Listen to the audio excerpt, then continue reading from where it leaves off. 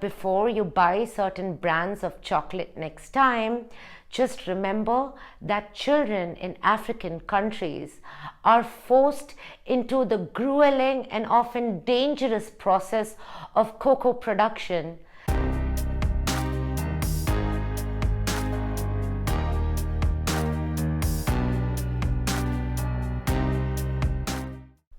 Hi everyone, welcome to the Humane Factor. This week I'll be talking about chocolates. I love chocolate and I feel like I can eat it any time of the day. Not only is it delicious, but the main ingredient in chocolate, cocoa, releases endorphins, which make you happy. For chocoholics like me, it's also great news that dark chocolate has some pretty good health benefits. But not all chocolates are good. In fact, some chocolates are pretty bad, and I'm going to be talking about those bad chocolates today. And no, I'm not going to be giving you diet advice about chocolates. I'm going to be talking about companies that rely on child labor, slavery, and child trafficking in African countries to make those delicious chocolates that you see in the supermarket. Now, before you buy certain brands of chocolate next time, just remember that children in African countries are forced into the grueling and often dangerous process of cocoa production just so that you can indulge for a few minutes without burning a hole in your pocket. Now, the good news is there are some slave-free, cruelty-free chocolates, so you don't have to give it up completely. But the bad news is some of the biggest chocolate companies that make huge profits, have children forced into labor at one end of their long supply chains.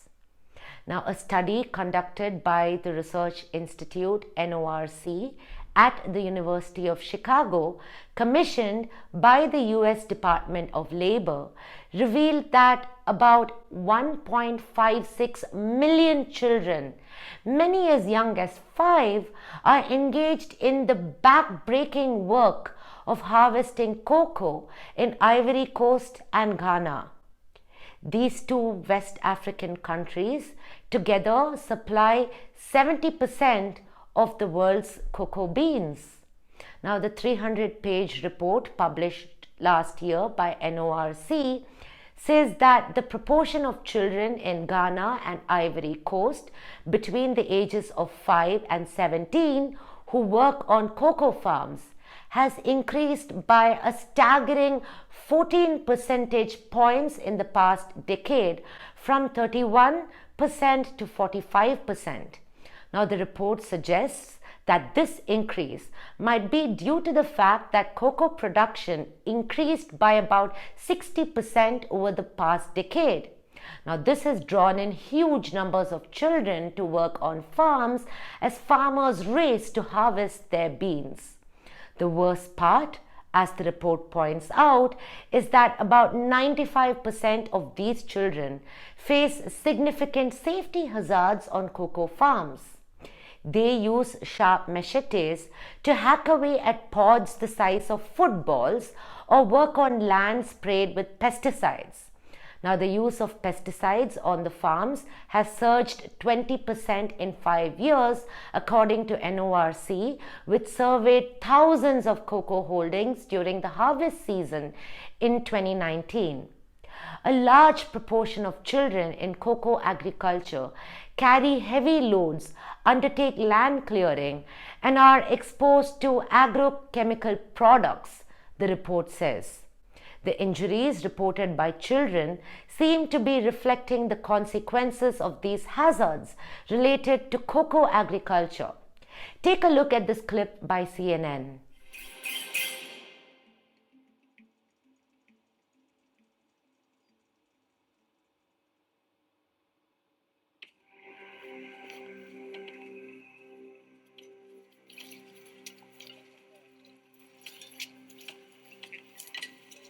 This is a story about chocolate. where it ends up, but where it starts. A beloved product born in the far-off cocoa fields of the Ivory Coast. Distance disguises a shame of an industry. Cocoa pods cracked by children as young as 10. They've never tasted the chocolate their work produces. They have no idea of the billions of dollars made each year. It's the painful truth of chocolate's child slaves.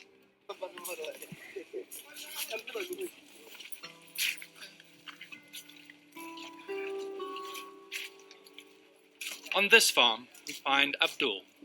He survived 3 years of work. He's just 10. He earns no wages for his work, he says, just food, the occasional tip from the owner, and the torn clothes on his back. Put in the simplest of terms, Abdul is a child slave. Abdul has never eaten chocolate. Tells us he doesn't even know what cocoa is for. My mother brought me when my father died, he tells me. Yaku insists he's 16, but he looks much younger. I wish I could just go to school, he says, to learn to read and write. But Yaku says he's never spent a day in school. Now, in 2011, 8 companies in the chocolate and cocoa industry, including ADM, Barry Callebaut, Cargill, Ferrero, the Hershey Company, Kraft Foods, Mars, and Nestlé, pledged $2 million to a new public-private partnership with the International Labour Organization to combat child labor in cocoa growing communities in Ghana and the Ivory Coast. Now, these companies and cocoa traders agreed to eradicate 70% of child labor in the cocoa industry by 2020, and they missed this deadline. This is not the first time they've missed a deadline. It's the 4th time. They've previously missed similar such targets in 2005, 2010, and 2015. So why am I talking about this now? In June 2021, a US Supreme Court ruled that Nestlé and Cargill could not be held responsible for child labor in the cocoa industry. Now, this litigation began over 15 years ago. In 2005, International Rights Advocates, a law firm that promotes human rights through corporate accountability, filed a lawsuit against Nestlé and Cargill on behalf of 6 individuals from Mali. The lawsuit alleged that these individuals were trafficked into the Ivory Coast as child slaves to produce cocoa. Now, it's alleged that both companies perpetuated slave trade to keep cocoa prices low. The claim also says that these 6 individuals were forced to work on the cocoa farms for 12 to 14 hours a day. Now, they were kept under armed guard while they slept in order to prevent them from escaping, and were paid little beyond basic food. Now, the US Supreme Court decision is based on more than just the facts. It's also based on a technical interpretation of law.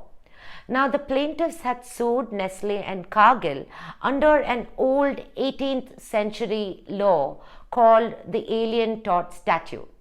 Now, this statute gives the US federal courts jurisdiction to hear lawsuits filed by non-US citizens for violations of international law.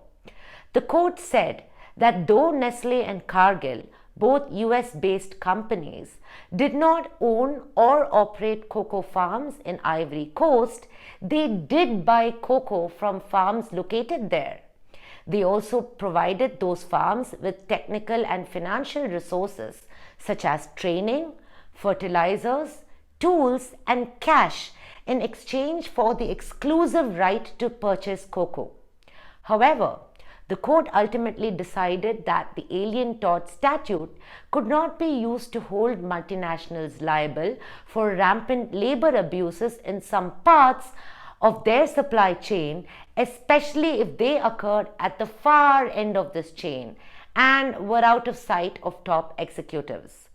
Now, the decision said that the case failed to show that a lot of the business decisions leading to child labor happened on US soil.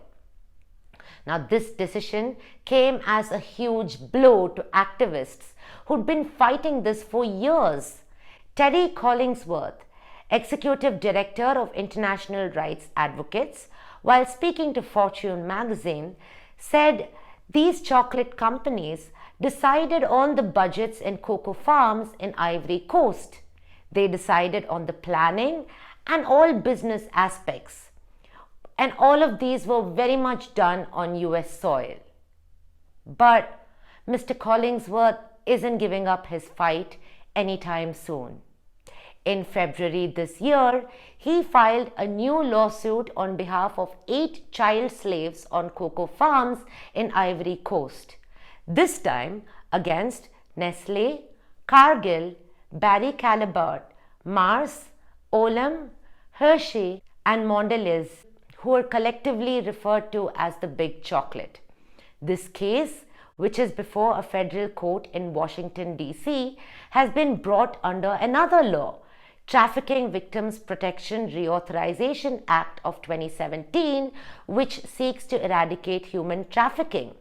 Now, this lawsuit alleges that the Big Chocolate companies knowingly profited from the illegal work of children. The company's contracted suppliers were able to provide lower prices for cocoa made using child slaves than if they had employed adult workers with protective equipment. In this legal claim, all 8 plaintiffs, who were under 16 years at the time of recruitment, allege that they were recruited in Mali after being tricked and deceived. Then they were trafficked across the border to cocoa farms in Ivory Coast, where they were forced to work for several years without any pay or travel documents. Now, the claim alleges that the Big Chocolate companies have a dominant influence in the markets in those areas. Now, one of the plaintiffs was only 11 years old when a local man in his hometown in Mali promised him work in Ivory Coast for about £34 a month. However, the boy ended up working for 2 years without ever being paid. He often applied insecticides and herbicides without any protective clothing. Now, one of the other plaintiffs had visible cuts on his arms from machete accidents. Speaking of his experience of forced labor between 2009 and 2011, he recalls being constantly bitten by insects. He claims that he was promised payment after the harvest, but it never came. Now, during field work for this case, the plaintiff's legal team say that they routinely found children using machetes, applying chemicals, and taking on hazardous tasks on cocoa plantations that were producing for one or more of these Big Chocolate companies. Now, the plaintiffs allege that these Big Chocolate companies are responsible for developing the entire cocoa production system in Ivory Coast. As key participants in this venture, they either knew or should have known about the systematic use of child labor. They have done nothing so far to stop it, aside from making tall claims and missing all their targets.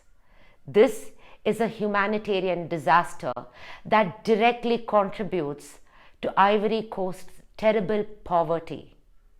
Let's hope that this time these Big Chocolate companies are held accountable for their actions and don't get away with it because of a technicality. Meanwhile, what we can do is stop buying these chocolates. You can check websites like Slave Free Chocolate, The Good Shopping Guide, Fair Trade America, and Fair Trade Certified to get a list of ethical chocolate companies and find ethical chocolate brands available in your country.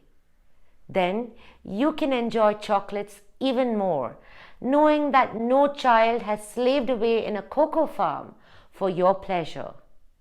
So I hope you like this video.